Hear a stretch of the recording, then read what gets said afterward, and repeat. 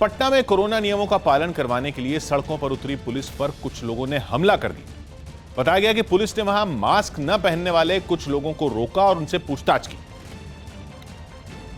जिस पर कुछ लोग भड़क गए और उनकी पुलिस वालों के साथ बहस शुरू हो गई। थोड़ी ही देर में अचानक भीड़ ने वहां खड़े दारोगा और बाकी पुलिस वालों पर हमला कर दिया।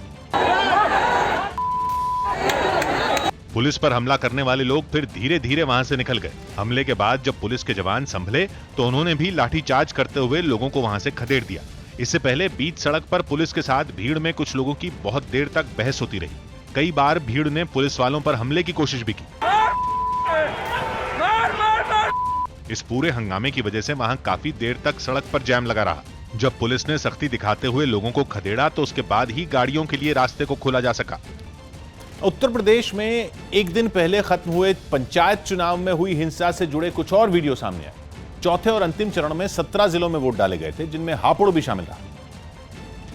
जहां खबर है कि बैलेट पेपर पर चुनाव चिन्ह न होने पर खूब हंगामा बरपा। मतदान केंद्र के बाहर हालात बिगड़ते देख वहां मौजूद पुलिस फौरन एक्शन में आ गई और हंगामा कर रहे लोगों की जमकर खबर ली।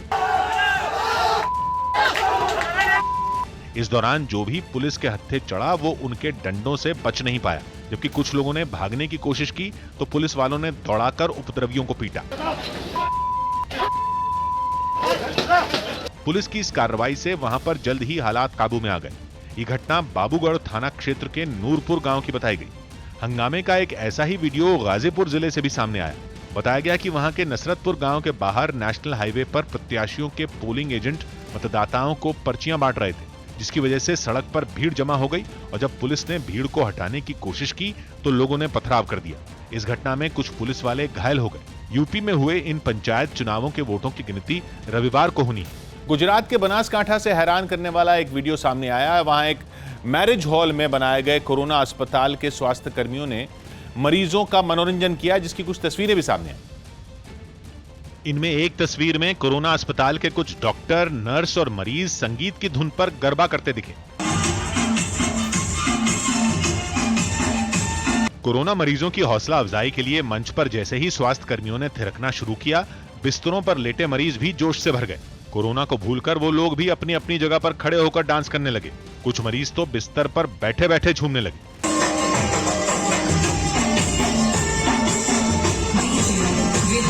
इतना ही नहीं, इस अस्पताल से ठीक होकर जब कुछ मरीज अपने घरों को लौटने लगे तो उन पर फूलों की बारिश की गई। कोरोना से जूझते मरीजों का मनोबल बना रहे, इसके लिए अहमदाबाद के एक अस्पताल में भी पहल की गई। वहां से सामने आई एक तस्वीर में पीपीई किट पहने कुछ स्वास्थ्य कर्मी मरीजों के साथ प्रार्थना करते दिखे।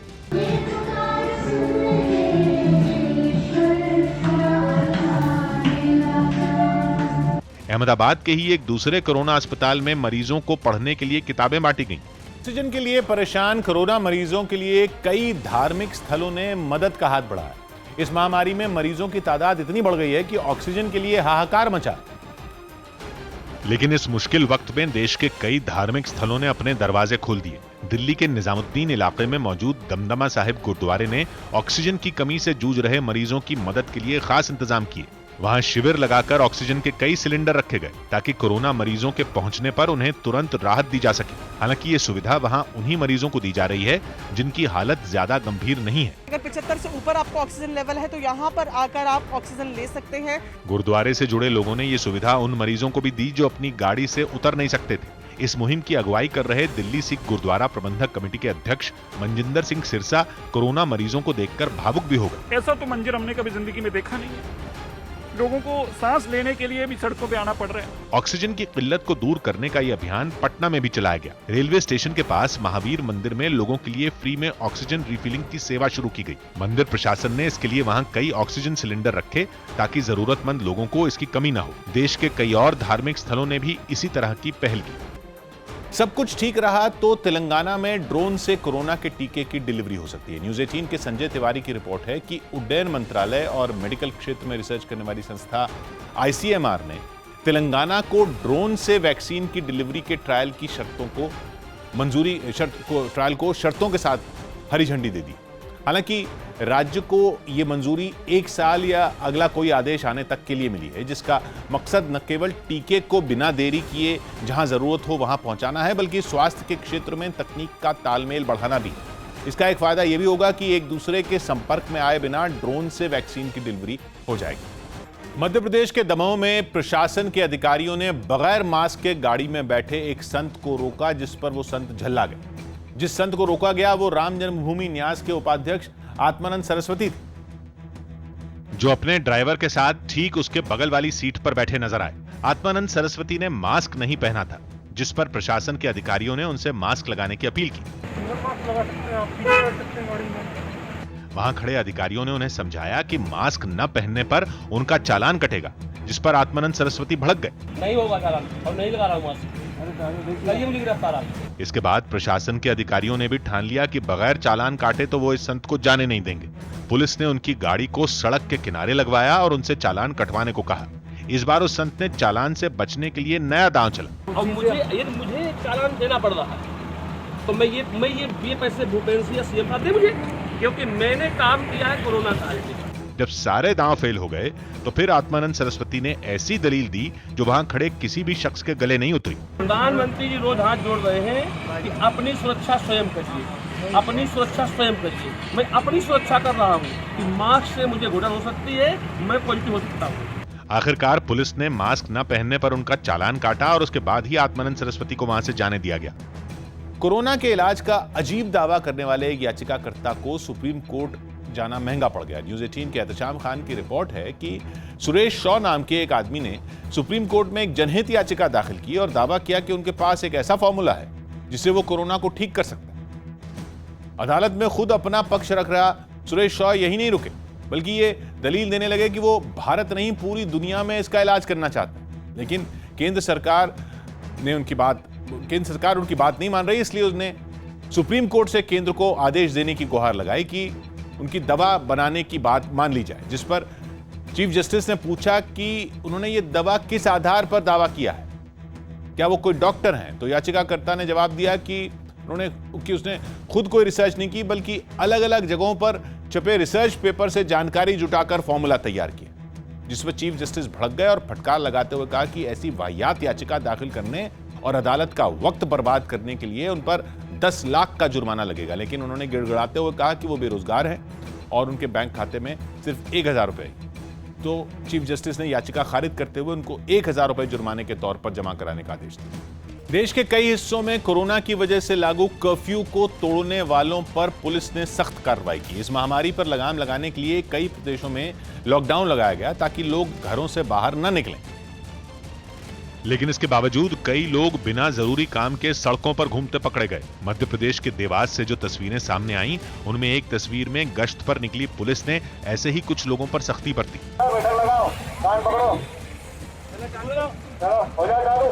कुछ लोगों से कान पकड़कर उठक बैठक करवाई गई तो कई लोगों को चेतावनी देकर छोड़ दिया गया। लॉकडाउन के आदेश का पालन कराया जा रहा है और सख्ती से कार्रवाई करा है। कुछ ऐसी ही तस्वीरें बिहार के नवादा से भी सामने आई। वहां नाइट कर्फ्यू के दौरान कई लोग बिना वजह घरों से बाहर घूमते पुलिस के हत्थे चढ़ गए। इसके बाद उन लोगों को उठक बैठक करने की सजा दी गई। दिल्ली में कोरोना से बिगड़ते हालात के बीच लोग दवाओं की किल्लत और कालाबाजारी से भी बुरी तरह परेशान। न्यूज़ 18 इंडिया के स्टिंग ऑपरेशन में भी कालाबाजारी का यह खेल सामने आ चुका है। लेकिन इसके बावजूद कालाबाजारी का खेल खुलेआम जारी है। दिल्ली में दवाओं के सबसे बड़े बाजार भागीरथ पैलेस में भी कुछ यही हालात दिखे।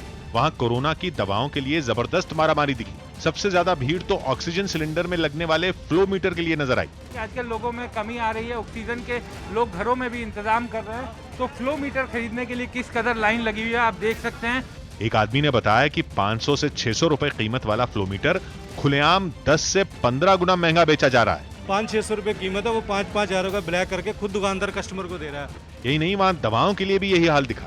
पूछे जाने पर दुकानदारों ने पीछे से सप्लाई न आने की दलील दी।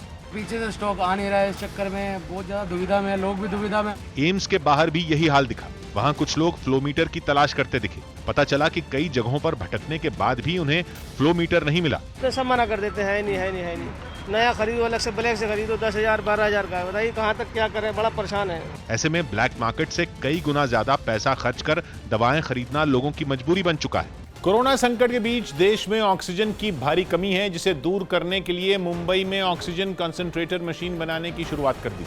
फिलहाल विदेशों से ऐसी मशीनें मंगवाई जाती हैं। लेकिन मेक इन इंडिया के तहत अब इसे मुंबई में बनाने का काम शुरू कर दिया गया। ये मशीन हवा से कैसे शुद्ध ऑक्सीजन बनाती है, इसका डेमो भी दिया गया। बताया गया कि इससे बहुत ही कम वक्त में हवा से ऑक्सीजन बना दी जाती है। दावा है कि लोग इसे आसानी से अपने घरों में रखकर ऑक्सीजन सिलेंडर की तरह इस्तेमाल कर सकते हैं। 95-96% तक हमें प्योर ऑक्सीजन मिल सकता है and this is a life saver to any corona virus patient. Oxygen की भारी मांग को देखते हुए इस मशीन को जल्द ही बाजार में उतारने की तैयारी है।